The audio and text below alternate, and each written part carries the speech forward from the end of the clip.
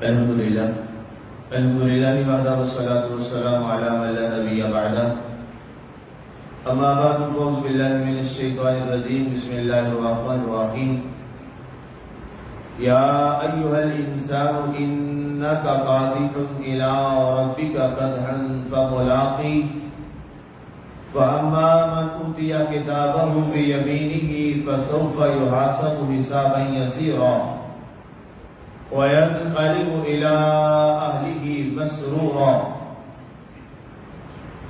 اے انسان، بے شک تجھے اپنے رب کی طرف رنج و تکلیف کے ساتھ ضرور جانا ہے، پھر اس سے ملاقات کرنے والا ہے۔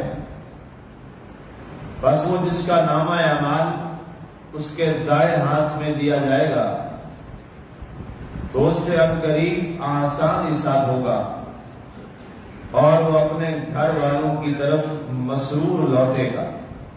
سامعین، آج ہماری سورہ الانشقاق کی آیت مبارکہ نمبر 9 تک کی تلاوت و ترجمہ کا شرف نصیب ہوا۔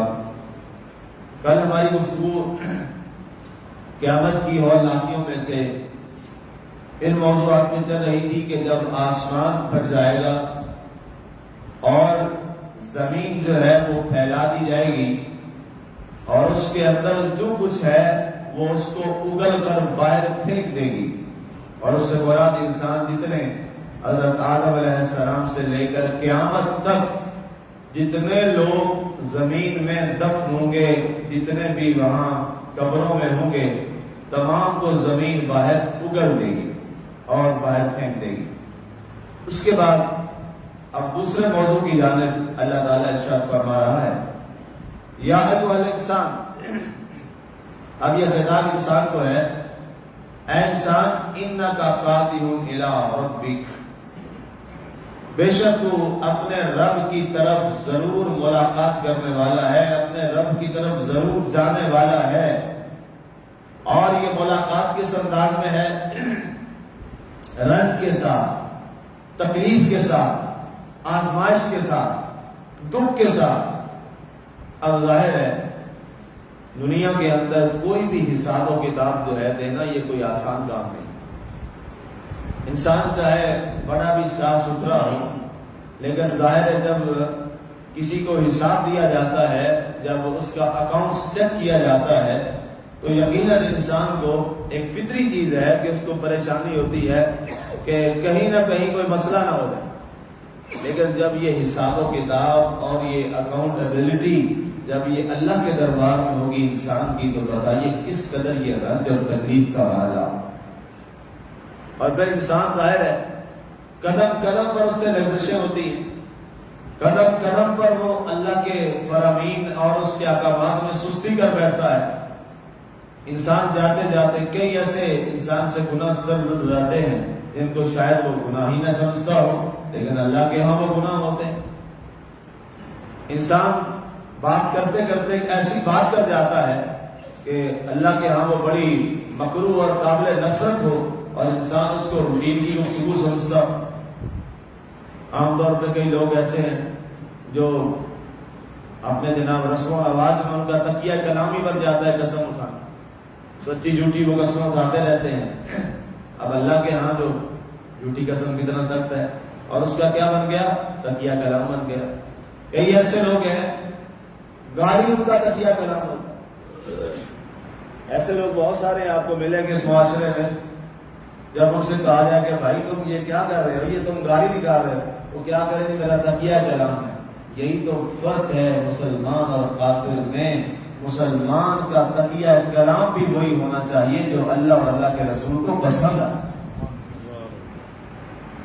بھائی ہماری زبانوں کو پابند کیا گیا ہے، ہمارے الفاظ کسی کے پابند ہیں، ہمارے افکار کسی کے پابند ہیں، ہمارے اعمال کسی کے پابند ہیں۔ ہمیں آزاد نہیں پیدا کیا گیا۔ اللہ تعالیٰ نے ہمیں دنیا میں بھیجا، اس کے بعد جب ہم نے کلمہ توحید و رسالت کا اقرار کر لیا اور لا الہ الا اللہ محمد رسول اللہ صلی اللہ علیہ وسلم کی بڑی ضمانت یہ ہم نے لے اور دے لی تو اس کے بعد ہماری زبان بھی کسی کی پابند ہے، ہمارے اعمال بھی کسی کے پابند ہیں، ہمارے کان بھی کسی کے پابند ہیں، ہماری آنکھیں بھی کسی کی پابند ہیں، ہمارے ہاتھ اور پاؤں بھی کسی کے پابند ہیں۔ اس کے بعد ہم وہی عمل کریں گے، وہی بولیں گے، وہی دیکھیں گے، وہی سنیں گے جو ہمارا مالک ہم سے چاہے گا۔ اب پھر یہ نہیں ہو سکتا کہ یہ سننا میری مجبوری ہے، یہ بولنا میرا تقیہ کلام ہے، یہ دیکھنا میری مجبوری ہے۔ نہیں، ایسا نہیں ہوگا۔ پھر یہ مجبوریوں، مسلمان کا مطلب کیا ہے؟ ایمان لانے والے کا جب انسان مسلمان بنتا ہے تو مسلم کا معنی کیا ہے؟ مسلم کے دو معنی آتے ہیں۔ ایک مسلم کا معنی ہے تسلیم کرنا، اور دوسرا معنی ہوتا ہے اس کا سپرد کر دے۔ دو معنی اس کے، ایک تسلیم کرنا ماننا، اور دوسرا معنی کیا ہے؟ سپرد کر دینا۔ ماننا تو سمجھ آ گیا، سادہ سا معنی ہے کہ اللہ اور اس کے رسول کو مان رہے ہیں، اس لیے ہمارا نام کیا پڑ گیا؟ مسلم، مسلمان، اسلام کو ماننے والا۔ اور دوسرا معنی سپرد کرنا، اس کا معنی کیا ہے؟ مسلم، جس کو سپرد کر دیا گیا۔ مطلب یہ ہے کہ اب تیری اپنی چاہت، رضا، خوشی، غمی، چاہتے نہ چاہتے اب کچھ نہیں ہے۔ اب تو نے اپنے آپ کو کس کے سپرد کر دیا ہے؟ اللہ رسول کے سپرد کر دیا ہے۔ اب جب تو نے اپنے آپ کو اللہ رسول کے سپرد کر دیا ہے، اب تیری زندگی ویسے گزرے گی جیسے اللہ کا رسول چاہے گا اور اللہ چاہے گا۔ اسی تو مسلم۔ اگر ہم ایسے نہیں ہیں اور ہم نے اپنے آپ کو، آپ بتائیے اگر ہم میں سے کوئی شخص اپنے آپ کو اللہ اور اللہ کے رسول کے سپرد نہیں کرتا، کیا وہ مسلمان بن جائے گا؟ کبھی نہیں بنے گا۔ وہ اپنے آپ کو مسلمان کہلا ہی نہیں سکتا۔ یہی بات اللہ کے رسول صلی اللہ علیہ وسلم نے حضرت عمر سے پوچھی تھی۔ آپ نے اس چیز کو محسوس کیا اور آپ نے فرمایا، اے عمر بتا تو مجھ سے کتنی محبت کرتا ہے، مجھ سے کتنی محبت کرتا ہے؟ کہا جی فطری تقاضا ہے، بشری تقاضا ہے۔ وہ سچے لوگ تھے، سچی بات کرتے تھے۔ ہمارے دل میں کچھ ہوتا ہے، زبان سے ہم کہتے ہیں ہماری جان بھی آپ پہ قربان ہے، یہ تو منافقت ہوتی ہے۔ وہ عظیم لوگ تھے، سچے لوگ تھے، جو دل میں وہی زبان پہ۔ کہا یا رسول اللہ وسلم، سب سے پہلے اپنے آپ سے محبت کرتے، پھر اپنے ماں باپ سے، اور پھر اپنے۔ سیدھی جو بات تھی وہ کہہ دی، جو دل میں بات تھی۔ اللہ کے رسول صلی اللہ علیہ وسلم نے فرمایا، اے عمر تم مسلمان نہیں ہو، تم مومن نہیں بنا۔ لا یؤمن احدکم حتی اکون احب الیہ من والدہ وولدہ والناس اجمعین۔ کوئی شخص بھی قیامت تک، تم بھی سن لو اور قیامت تک آنے والا ہر کلمہ کو سن لے، تم میں سے کوئی شخص اس وقت تک مسلمان مومن نہیں ہو سکتا جب تک میں محمد صلی اللہ علیہ وآلہ وسلم اسے اس کے والدین سے، اس کی اولاد سے اور ساری کائنات کے لوگوں سے زیادہ محبوب نہ ہو جاؤں۔ تو یہ کیا میں آپ کہہ رہا، اپنے آپ کو کس کے سپرد کر دیا؟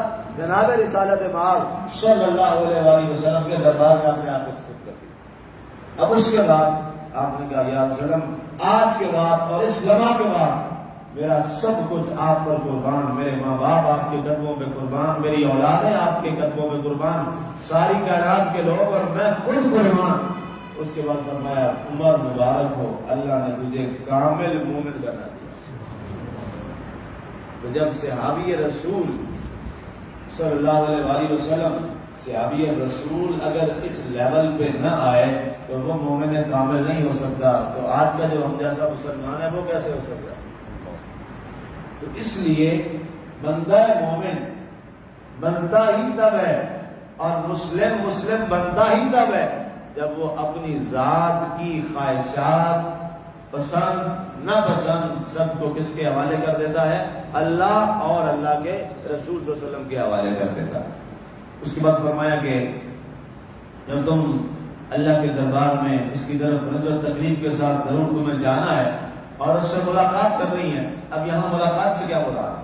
ملاقات سے مراد ہے مرنے کے بعد جو اللہ ہمیں میزان پر بلائے گا حساب و کتاب کے لیے، وہاں سارے اللہ کے دربار میں کھڑے ہوں گے، تو اس وقت کی جو ملاقات ہے اس ملاقات کا قرآن فرمانا ہے فَمُلَاقِيهِ، اے لوگوں تمہیں اپنے رب سے ملاقات کرنی ہے۔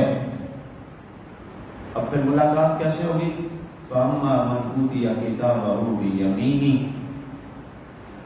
ہاں وہ شخص جسے اس کا نامہ اعمال اس کے دائیں ہاتھ میں تھمایا جائے گا۔ ملاقات ہوئی، اب ملاقات کے بعد میزان لگا، میزان پہ حساب و کتاب ہوا، اور حساب و کتاب میں جو معاملہ سامنے آیا سب چیز واضح آ گئی، اس کے بعد ظاہر فیصلہ ہوگا کہ تیرا نامہ اعمال تیرے دائیں ہاتھ میں ہے یا تیرا نامہ اعمال تیرے بائیں ہاتھ میں ہے۔ اس کے بعد یہ فیصلہ ہوگا حساب کے بعد۔ تو فرمایا بہرحال بس وہ شخص جس کو دائیں ہاتھ میں نامہ اعمال دیا جائے گا فسوف یحاسب حسابا یسیرا، تو ان قریب اس کا حساب آسان ہو جائے گا۔ اچھا یہ آسان حساب کیا ہے؟ اللہ کے رسول صلی اللہ علیہ وسلم سے صحیح بخاری میں یہ حدیث ہے، عائشہ صدیقہ سے یہ مروی، حضرت عائشہ صدیقہ رضی اللہ تعالی عنہا فرماتی ہیں کہ میں نے جناب سیدنا رسول اللہ صلی اللہ علیہ وسلم سے سوال کیا، یا رسول اللہ صلی اللہ علیہ وسلم یہ حساب یسیر کیا ہے، یہ آسان حساب کیا ہے؟ اللہ کے ہاں تو حساب آسان کوئی نہیں، وہ تو بڑا مشکل ہے، یہ آسان حساب کیا ہے؟ فرمایا اے عائشہ، جب اللہ تعالیٰ کے دربار میں کوئی انسان پیش ہو اور اللہ تعالیٰ اس سے مناقشہ نہ کرے۔ مناقشہ کیا ہوتا ہے؟ مناقشہ یہ ہوتا ہے سوال و جواب کرنا، کراس کویسچننگ جو ہوتی ہے، کویسچننگ آنسرنگ، کراس کویسچننگ آنسرنگ، اس کو بولتے ہیں عربی زبان میں مناقشہ۔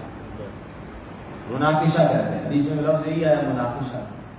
فرمایا اے عائشہ، اللہ جس سے مناقشہ نہ کرے تو اس سے مبارک ہو، اس کا حساب آسان ہو جائے۔ ظاہر ہے انسان سے اللہ سوال کرے پتا یہ کیوں کیا، اس کا جواب تو کوئی نہیں ہوگا۔ کیا جواب ہوگا؟ برائی کا کیا جواب؟ وہ جسٹیفائی نہیں، رسوائی ہوگی، شرمندگی ہوگی۔ کسی سے کوئی سوال کیا جائے اور اسے وہ سوال نہ آئے، عزت ہوتی ہے، بےعزتی ہوتی ہے؟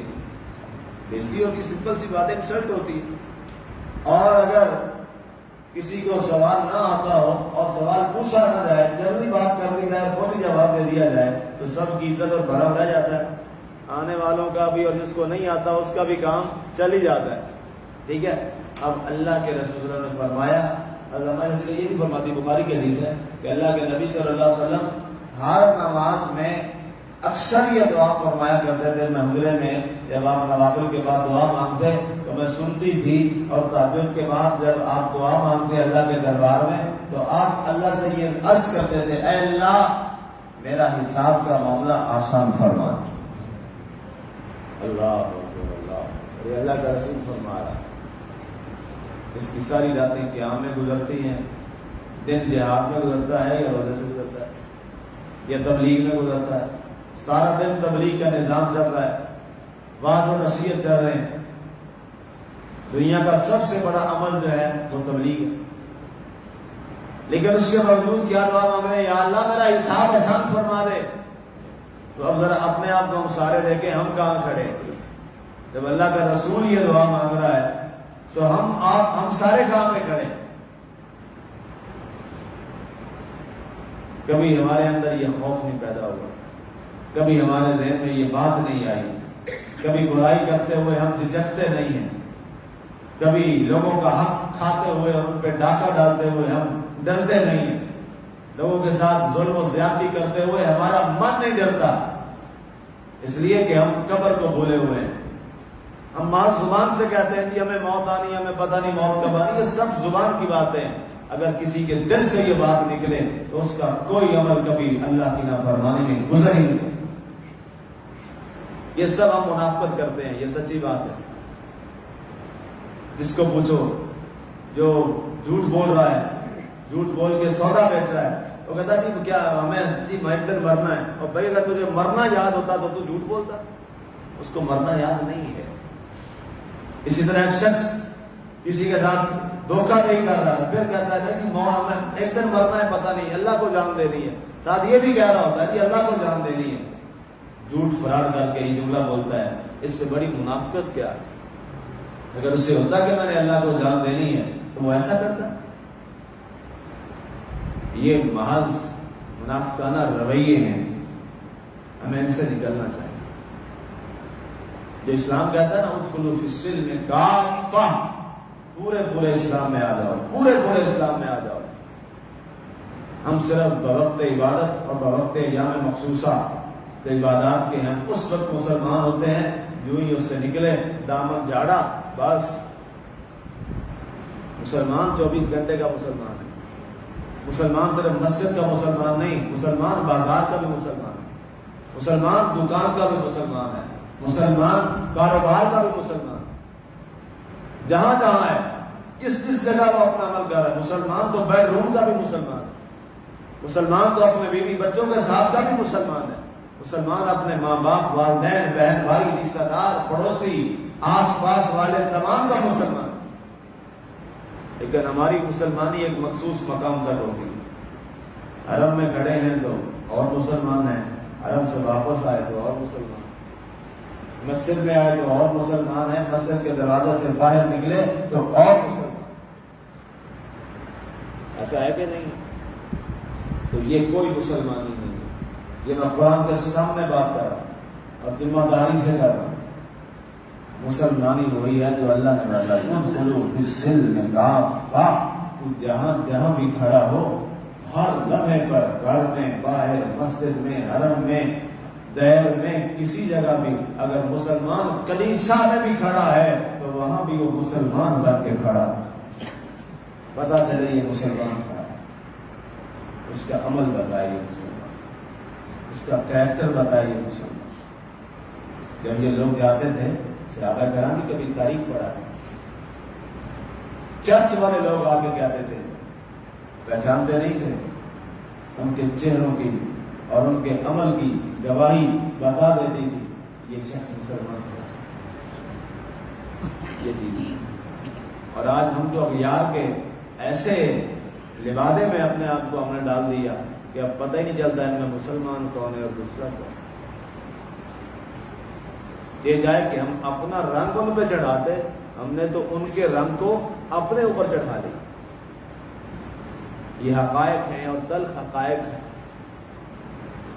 آگے ارشاد فرمایا گیا فَسَوْفَ يُحَاسَبُ حِسَابًا يَسِيرًا۔ اللہ کے نبی صلی اللہ علیہ وسلم نے فرمایا عائشہ اللہ سے دعا کیا کرو، یہ آپ اور ہم سارے بھی دعا کیا کرو، اللہ سے یہ دعا کیا کرو، اے اللہ میرا حساب آسان فرمانا۔ حساب آسان یوں ہوگا کہ اللہ تم سے سوال نہ کرے، سوال جواب نہ ہوں، اگر سوال جواب نہیں ہوں گے تو مبارک ہو، اللہ نے تمہارا حساب آسان کر دیا ہے۔ اور جب اس سوال جواب شروع ہو گئے تو اللہ آپ بتائیں ہم میں سے کوئی اللہ کے سوالوں کا جواب دے سکتا ہے؟ کوئی ہم میں سے جواب دے سکتا ہے؟ میں تو اپنے آپ کو اس قابل نہیں سمجھتا بالکل، تو میں اللہ کے سوالوں کا جواب۔ یہاں تو بھائی قدم قدم پہ آزمائش، قدم قدم پہ آزمائش، لمحے لمحے پہ آزمائش، لفظ لفظ پہ آزمائش۔ خدا ہل جاتا، اللہ کا حساب، اللہ کا حساب۔ اس لیے ہمارے اساتذہ کرام ہمیشہ یہ فرمایا کرتے تھے شیوخ الحدیث شیوخ القرآن کہ بیٹا سب سے اچھا مسلمان وہ بن جاتا ہے جس میں فکر آخرت ہو، اس کو زندہ کیجیے۔ فکر آخرت ایک ایسا مسئلہ، بہت سی حدیث ہے۔ شخص ہے یاد وسلم کوشش کرتا ہوں نیکی کی طرف بڑھوں پر کیا کروں، برائی کی طرف دل بہت مائل ہوتا ہے۔ فرمایا تجھ میں فکر آخرت نہیں، فکر آخرت پیدا کری تھی کرو اپنے آپ۔ اور یہ حساب اور کتاب والا لمحہ اپنے ذہن میں ہر لمحہ رہے۔ میرا یقین ہے جب یہ والا ہر لمحہ حساب کتاب والا لمحہ رہے گا نا تو انسان بہت سی برائیوں سے بچ جائے، بہت سی برائیوں سے بچ جائے، اور اللہ سے ہر لمحہ حساب یسیر کا دعا والا معاملہ کیجیے۔ آگے فرمایا فَأَمَّا وَيَنْقَلِبُ إِلَىٰ أَهْلِهِ مَسْرُورًا، اور جس کو یہ نصیب ہو گیا تو پھر وہ کیا ہوگا، اپنے گھر والوں کی طرف مسرور ہو کر لوٹے گا، خوش ہو کے لوٹے گا۔ اب اس کے اہل کون ہے؟ وہ جو اس کے باقی لوگ جنت میں ہوں گے۔ دائیں ہاتھ والے ہوں گے۔ جب اس کا معاملہ آسان ہو جائے گا، حساب یسیر ہو جائے گا، تو اس کو نامہ اعمال کے ساتھ میں تھمایا جائے گا دائیں ہاتھ میں نامہ اعمال ہوگا۔ جو ہی دائیں ہاتھ میں نامہ اعمال ملے گا تو وہ خوشی خوشی واپس اپنے اہل والوں کے ساتھ چلا جائے گا۔ اللہ کے دربار میں دعا ہے، اللہ ہمیں نامہ اعمال دائیں ہاتھ میں نصیب فرمائے، اور اللہ ہمارا حساب آسانی والا فرما دے، اور مناقشے سے محفوظ ہو جائے، اور سوال و جواب سے محفوظ ہو جائے۔ اللہ ہم سب کے لیے آسانی فرمائے، آمین، اور فکر آخرت نصیب فرمائے۔ وما علینا الا البلاغ۔